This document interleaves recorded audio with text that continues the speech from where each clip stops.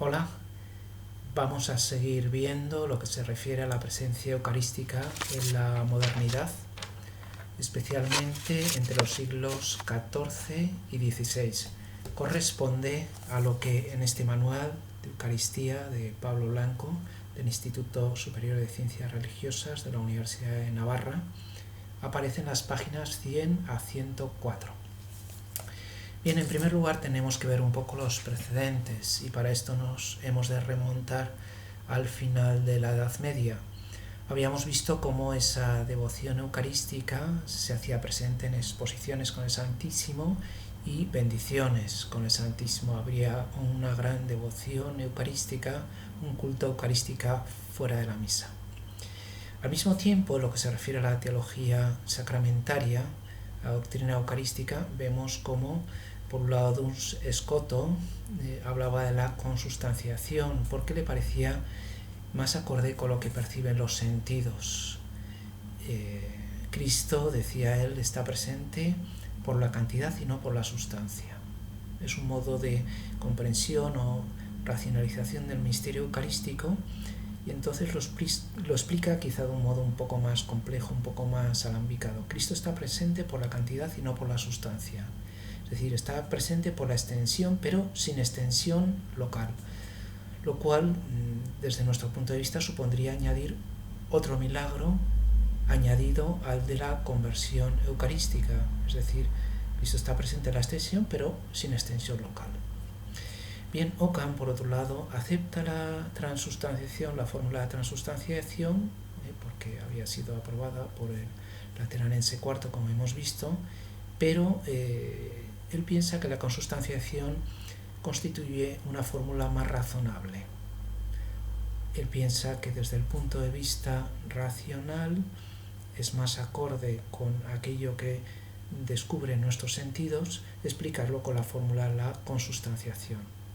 Y lo dice así: Cristo se encuentra en su extensión, en su cantidad en el cielo, pero localmente en la Eucaristía, pero de nuevo sin limitación espacial.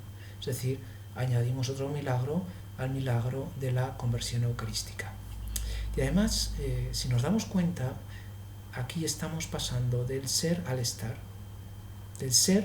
ahí, es decir, que está en el cielo y está en la Eucaristía, pero no nos interesa tanto la transformación ontológica contenida en las palabras de Jesús. Esto es mi cuerpo.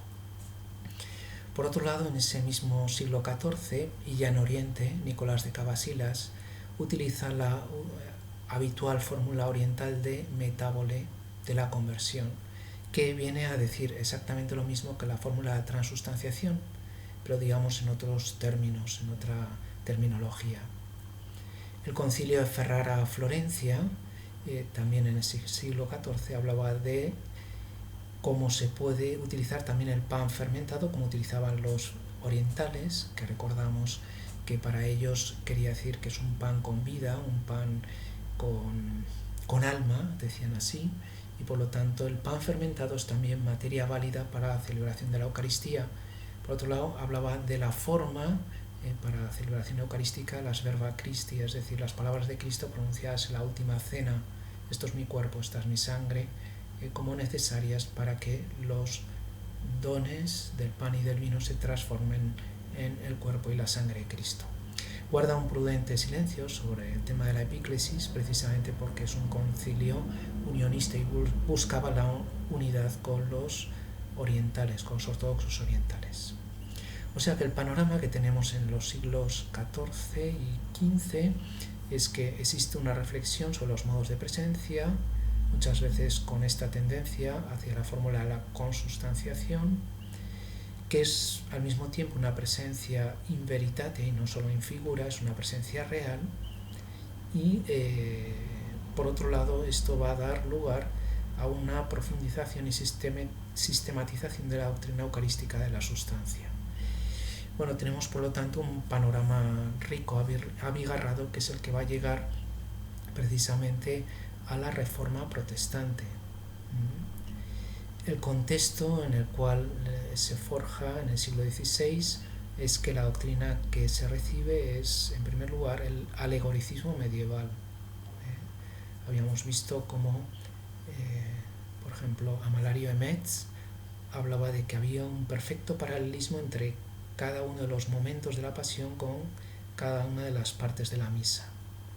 Esto da lugar, como habíamos visto, a una duplicidad falsa, que se pensaba que el sacrificio de la misa era un sacrificio paralelo y no era una actualización o una representación, como dirá más adelante Trento en 1562, sino no es un memorial, diríamos ahora, sino que es un sacrificio añadido.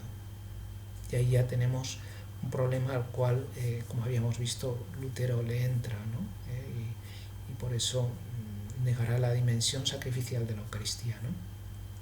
Por otro lado, habíamos visto también cómo en Trento va a reflejar la mentalidad de la época, que es separar el tema del sacrificio al tema del sacramento, el tema del memorial al tema de la presencia eucarística. Y por lo tanto ahí tenemos, digamos, también dificultades, ¿no? A esto se añade abusos eucarísticos, como por ejemplo había una proliferación de celebraciones eucarísticas simplemente para obtener los estipendios o el dinero propio que se daba por la doctrina de las indulgencias, ¿no? Por los sufragios, por los difuntos.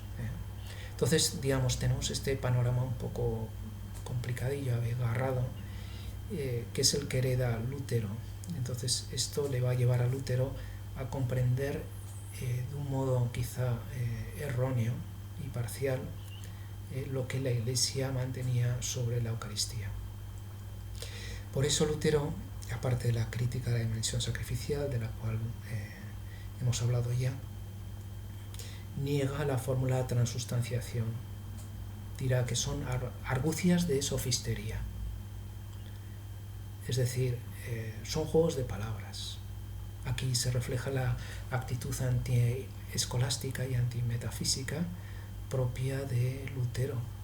Hay una famosa representación del Hércules alemán, que es lógicamente Lutero, representado en un grabado por Lucas Cranach, en el cual Lutero aparece pisando la cabeza de Aristóteles y Tomás de Aquino. O sea que hay una actitud, como decíamos, antimetafísica y antiescolástica al mismo tiempo, ¿no? Y por lo tanto la fórmula de la transustanciación le parecerá más filosófica que teológica, y él acabará derivando hacia esa fórmula de la consustanciación que ya habían propuesto Scotto y Occam.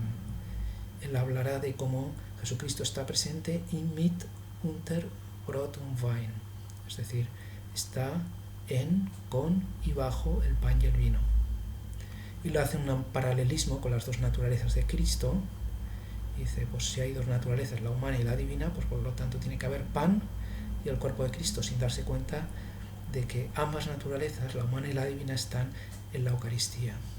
Es decir, si decíamos que la transustanciación, toda la sustancia del pan se convierte en toda la sustancia del cuerpo de Cristo, él dirá, la mitad de la sustancia del pan se convierte en la mitad de la sustancia del cuerpo de Cristo, y la mitad de la sustancia del pan se queda como sustancia del pan. Por eso a veces se ha definido esta doctrina, la consustanciación, como empanación, es decir, junto al cuerpo de Cristo hay también pan. Y por lo tanto, lo que está diciendo Lutero es que el cuerpo de Cristo está en el pan eucarístico, en la Eucaristía. Y como una consecuencia, digamos, práctica de todo esto, es que el cuerpo de Cristo está durante la celebración, pero no después de la celebración. Es decir, está in usu, pero no extra usum. Y como consecuencia más práctica todavía, no dará tanta importancia al tema de la reserva y del culto. Bien, ¿qué dirá Calvino? Calvino se acercará más al simbolismo y no dirá que Jesucristo está en la Eucaristía, sino que Cristo actúa en la Eucaristía. Es decir, rechaza tanto la transustanciación católica como la consustanciación luterana. Y habrá una presencia de Cristo espiritual, in potentia et virtute, es decir, por su poder y su fuerza, pero no una presencia real. Zwinglio irá todavía más allá y dirá que la Eucaristía significa el cuerpo de Cristo. Es decir, en realidad Cristo lo que habría dicho es: esto representa mi cuerpo, no esto es mi cuerpo. Se suele poner la imagen de un retrovisor. El retrovisor que llevo en el coche, no es que esté el camión dentro del retrovisor, sino que el retrovisor refleja el camión que está detrás. Es una presencia, por lo tanto, puramente simbólica, puramente significativa. Así tenemos una gradación. En la posición católica hablamos de una presencia real. Esto es mi cuerpo. La luterana dirá: en la Eucaristía está el cuerpo de Cristo. Nos acercamos ya más al simbolismo, mientras la católica combina el simbolismo con el metabolismo, la presencia simbólica con la presencia real. En Calvino diríamos: en la Eucaristía actúa Cristo. Y luego Zwinglio: la Eucaristía significa, representa el cuerpo de Cristo, y por lo tanto es una dimensión puramente simbólica. Hablamos solo de simbolismo, de presencia puramente simbólica. Bien, en todo este contexto vamos a ver lo que nos dice el Concilio de Trento. ¿Cómo responderá a toda esta situación el Concilio de Trento? Pues el Concilio de Trento intentará asumir la doctrina que viene de Aristóteles y Santo Tomás sin atarse a ella, porque el término sustancia hemos visto que lo utilizaba ya Ambrosio. Por lo tanto, no se ata a la teoría ilemórfica de Aristóteles, sino que apela a la fe común, a la metafísica del sentido común, podríamos decir, ¿no? Entonces, ¿qué dispone Trento en el decreto sobre la Eucaristía en 1551? Aquí tenemos que recordar que hay también una dualidad, ¿no? Primero se habla de la presencia, es decir, de la Eucaristía como sacramento, y después, 11 años después, en 1562, se hablará de la Eucaristía como sacrificio o como memorial, ¿no? Esta división, que era propia de la época, por otro lado, va a traer como consecuencia que en el futuro se separen las dos dimensiones cuando son indivisibles e inseparables, ¿no? Pero bueno, en cualquier caso, lo que nos viene a decir el Concilio de Trento es hablar de esa presencia fuerte, metafísicamente fuerte de la Eucaristía. El capítulo primero utiliza la fórmula de vere realiter substantialiter, verdadera, real, sustancialmente.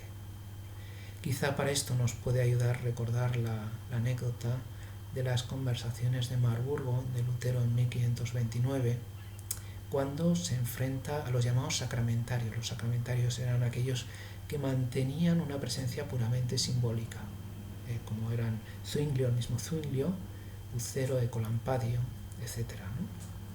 Y entonces cuentan que ahí Lutero cogió una tiza y escribió sobre la mesa: hoc es corpus meum, esto es mi cuerpo, y de aquí no me muevo. O sea que Lutero en un principio mantenía esa presencia real, aunque luego, también por la presencia de los sacramentarios y por los desarrollos de Melanchthon, tuvo que ceder ante la fórmula de la consustanciación, y al mismo tiempo que juzgaba equivocadamente que la transustanciación es un desembarco de la filosofía en la teología, una conceptualización filosófica que intenta explicar lo que es de origen bíblico, sin darse cuenta de que la transustanciación es la traducción a términos inteligibles y racionales de las palabras de Jesús, de esto es mi cuerpo, que son palabras fuertes, ¿no? O sea, que lo que defiende Trento es una presencia real, verdadera y sustancial, bajo la apariencia sensible de pan y de vino. Entonces, lo que intenta hacer Trento es traducir en palabras habituales para la época y también para nuestra cultura lo que significan las palabras de Jesús, ¿no? Por otro lado, en el Canon 2 utiliza la fórmula de aptissime, o sea, la transustanciación es la expresión más apta de la presencia eucarística, y por lo tanto rechaza la consustanciación luterana y por supuesto la dimensión puramente simbólica propia más propia de Calvino y Zwinglio, ¿no? En el canon 4 habla de la permanencia después de la comunión, después de la celebración, es decir, Jesucristo está presente no solo in usu durante la celebración, sino también extra usum, mientras están presentes las especies. Por lo tanto, en el canon 6 nos va a decir, como consecuencia de todo esto, la adoración eucarística pues tiene también su valor. Y las procesiones del Corpus Christi que se habían establecido 3 siglos antes tienen su significado, tienen sentido. Aquí podemos recordar la anécdota también de la Dieta de Augsburgo de 1530, donde los príncipes alemanes se negaron a participar en la procesión del Corpus Christi, ¿no? Bien, y por último, en lo que se refiere a la reserva eucarística, que aparece en el canon 7, habla de la conveniencia, sobre todo para dar a los enfermos. Recordemos que esta costumbre de dar la comunión a los enfermos se practicaba desde el año 1, desde el siglo I, iba a decir desde el minuto 0, desde el primer momento, ¿no? Tenemos ahí a San Tarsicio, que es el que lleva la Eucaristía a los enfermos y a los presos, ¿no? Entonces es una práctica que vivían ya los primeros cristianos, ¿no? Bien, ¿qué consecuencias podemos sacar de todo esto? En primer lugar, que Cristo está entero en cada una de las especies. Aquí es interesante notar que Trento utiliza el término especie y no el término accidente, propio de la teoría helemórfica de Aristóteles. O sea, no quiere atarse demasiado al aristotelismo, ¿no? En segundo lugar, que Cristo está entero, es decir, con su cuerpo, con su sangre, con su alma, con su divinidad. Esta es la fórmula que utiliza Trento. Y esto es así por la doctrina de la concomitancia, de la cual hablábamos. Donde está su cuerpo, también está su sangre, su alma, su humanidad y su divinidad entera. En tercer lugar, que habla de la conveniencia de que se puede recibir la Eucaristía bajo una sola especie. Lo dice también de un modo como muy discreto. Dice, bueno, no es necesario para salvación que los laicos reciban la Eucaristía bajo las 2 especies del pan y del vino. En la cuestión del Laienkelch que había propuesto Lutero, no es necesario para la salvación. Y por lo tanto se puede recibir bajo una especie porque con esa especie se recibe a Cristo entero, ¿no? Y por lo tanto la presencia es durante y después de la celebración, in usu et extra usum. Y Cristo está ahí mientras se mantengan las especies. Aquí, por ejemplo, no utiliza la doctrina del sine subiecto propia de Santo Tomás y que ya habíamos visto en Pedro Abelardo, pero deja a la libre discusión de los teólogos cómo esas especies se mantienen junto a una sustancia distinta que es el cuerpo y la sangre de Cristo. O sea, aquí deja una libertad absoluta y no se quiere vincular demasiado a una determinada teología o a la teoría helemórfica de Aristóteles. A lo que apela el Concilio de Trento es a la metafísica del sentido común. Lo que quiere decir es que hay una presencia fuerte de la Eucaristía, metafísicamente fuerte, que es Eucaristía 100%, y eso es lo que quiere decir presencia sustancial, no solo real, verdadera, corporal, sacramental o personal, que también, sino sobre todo una presencia sustancial, y sustancia aquí está entendida como lo que es esto. Por lo tanto, de todo lo que hemos dicho y de todo lo que enseña el Concilio de Trento, podríamos sacar 3 conclusiones. La primera dice así explícitamente, cito, del Concilio de Trento: Cristo está presente en nosotros según su sustancia, es decir, no solo según su poder y su eficacia, como decían los protestantes. Cristo además está presente en cada una de las especies y partes, y Cristo está presente durante y después de la celebración. En segundo lugar, segunda consecuencia, la fórmula del Aptissime, que ya había utilizado el Lateranense IV, es decir, la fórmula de transustanciación que había utilizado el Lateranense IV, queda canonizada con este Aptissime de Trento. Es decir, toda la sustancia del pan se convierte en toda la sustancia del cuerpo de Cristo, y toda la sustancia del vino se convierte en toda la sustancia de la sangre de Cristo. Eso es lo que quiere decir la palabra aptísimamente, del modo más apto. Es la fórmula más precisa, más adecuada para decir lo que dice Cristo en la última cena: esto es mi cuerpo, esta es mi sangre.